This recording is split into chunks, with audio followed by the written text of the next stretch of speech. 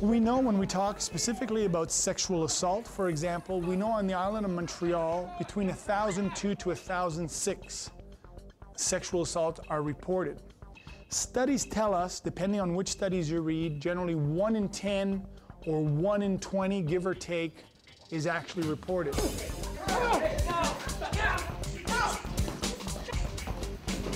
What you need to understand when we're talking about attacks is generally you have 3 basic ways of responding. You can try to talk your way or negotiate your way out of it. You can try to physically defend yourself, what we call the Jackie Chan, right? Or you can also try using what is known as passive resistance, the idea of fainting, epileptic seizures, acting crazy, etc. No, I don't think so. What's your name? You're pretty. You got pretty lips. The negotiation part, we know that research tells us negotiation and dealing, trying to deal and talking the person out of it, its effective rate is practically zilch, 0, very little. No! Bad move. When we're dealing with a place where there are lots of people around, in a public place where people see me, the passive resistance, the idea of fainting and going into some kind of seizure or heart attack, extremely effective.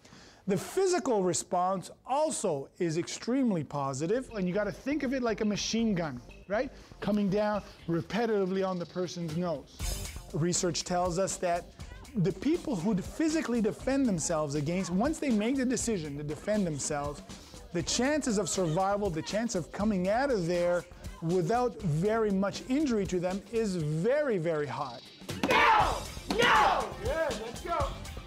The first thing that he teaches us, the most important thing I think, is to keep it as short as possible, get out of there. Your main goal is to get away.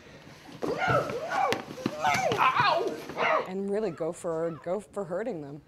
Just hurt them and get out. With a testicle crush, and it's a bowling motion, so it's as though I'm bowling, right? I'm going up for the 2 scoops of raisins, so I'm striking, striking, strike, grab, squash, twist, and pull.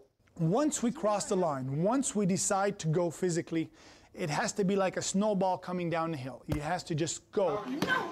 You gotta be enraged, ladies. You gotta be enraged, not just no.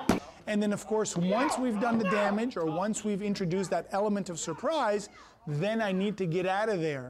It's only my 2nd class, so I feel like I still have a ways to go, but I think that, you know, this is one of the best things that they can offer, especially at a place like the Y, because it's more incentive to come, and you do get a lot out of it, especially the more we come, the more confident I feel, and it's a good class.